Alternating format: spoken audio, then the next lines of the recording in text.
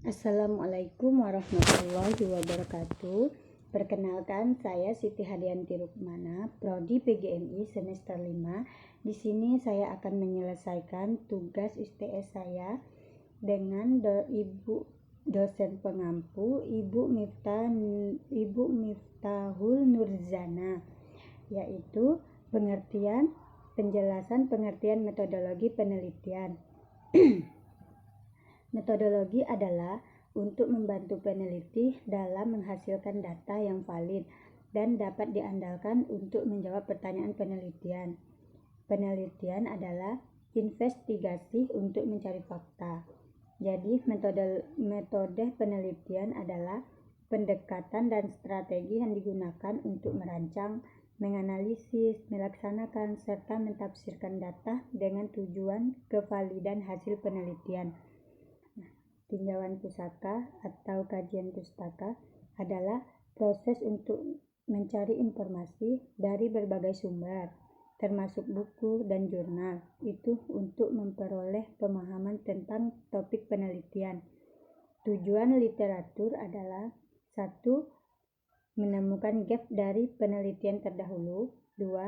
Pertanyaan penelitian dapat dirumuskan. 3. Menemukan metode dalam penelitian. Gap penelitian adalah kesenjangan yang terjadi akibat adanya perbedaan hasil, konsep data maupun teori dari hasil penelitian dengan yang ditemukan di lapangan. Tinjauan pusaka 2, seperangkat tinjauan yang kritis atau review bertujuan untuk mendapat informasi. Tujuan kritis adalah membuat resume yang saintifik, dapat dilihat dari buku, jurnal, majalah, artikel, dan televisi. Kedua, berisi tentang teori-teori yang berkaitan dengan topik penelitian. Nah, fungsi tinjauan pustaka adalah 1. Memperkuat gagasan kritik dari penelitian. Kedua, menemukan gap atau mencari gap penelitian. Ketiga, menemukan pertanyaan penelitian.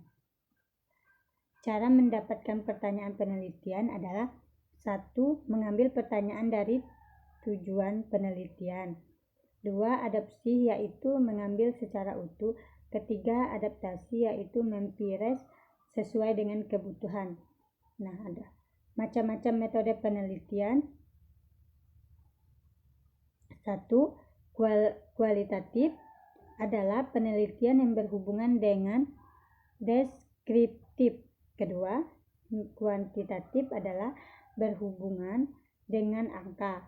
Ketiga, metode campuran adalah berhubungan dengan angka dan deskripsi. Nah, menurut filosofis atau paradigma, 1. Naturalistik atau fenomena sosial terhadap berdasarkan fakta yang terjadi subjektif, dan ini bentuk dari penilaian kualitatif. 2. Positivisme adalah didasari oleh fakta ilmiah dan objek nyata, hukum alam, dan sebab akibat yang esensial. Penelitian kuantitatif adalah atau angka-angka yang bisa diukur. Konsep pendekatan penelitian. 1. Induktif, yaitu melibatkan pengambilan generalisasi dari pengamatan spesifik. Sedangkan deduktif, yaitu melibatkan pengujian hipotesis berdasarkan teori yang ada. Ciri-ciri metode kualitatif adalah 1. Memahami makna di balik makna. 2. Interaksi sosial. Ketiga, memahami perasaan. Keempat, pahami tradisi pengalaman. Peran penelitian dalam metode kuantitatif adalah 1. Merencanakan penelitian. 2. Mengumpulkan Peran penelitian dalam metode kualitatif. 1. Merencanakan penelitian. 2. Mengumpulkan data. Ketiga, menganalisis data. Keempat, menyajikan hasil penelitian. Cara merumuskan pertanyaan penelitian metode kualitatif yaitu 1. Tentukan topik penelitian. 2. Pahami tujuan. 3. Gunakan pertanyaan terbuka. 4.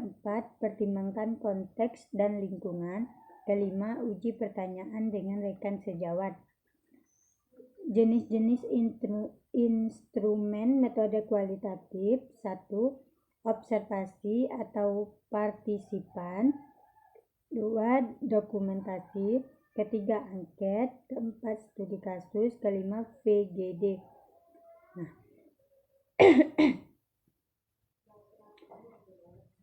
pertanyaan penelitian berada pada tujuan mencari data.